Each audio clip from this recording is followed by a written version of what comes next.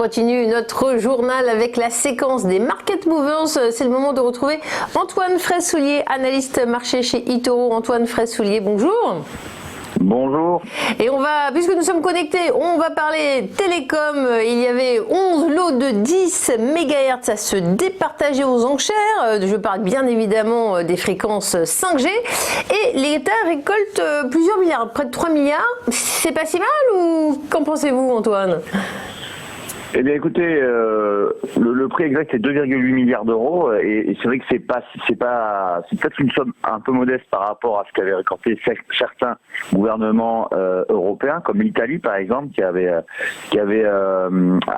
emporté 6,5 milliards d'euros.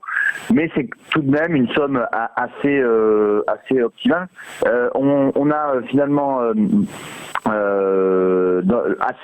a les blocs qui ont été obtenus par les opérateurs sont assez équilibrés puisque Orange est l'opérateur télécom qui a obtenu le plus de fréquences 5G, 4 blocs de 10 MHz, ensuite SFR, donc filiale d'Altis, 3 blocs, Bouygues Télécom et Iliad, Maison Mère de Free, 2 blocs. Donc on a vraiment une répartition plutôt équilibrée du nombre de fréquences 5G. Les montants déboursés donc par les opérateurs télécoms vont être assez raisonnables, mais ce qui va leur coûter cher, j'ai envie de dire, dans les prochaines années, c'est vraiment étendre le réseau 5G. Ça va coûter plusieurs milliards d'euros aux opérateurs, notamment pour les coûts de remplacement des équipements, l'emplacement d'antennes, etc., etc. Et du coup, ça devrait se répercuter sur les abonnements pour les consommateurs qui devraient augmenter.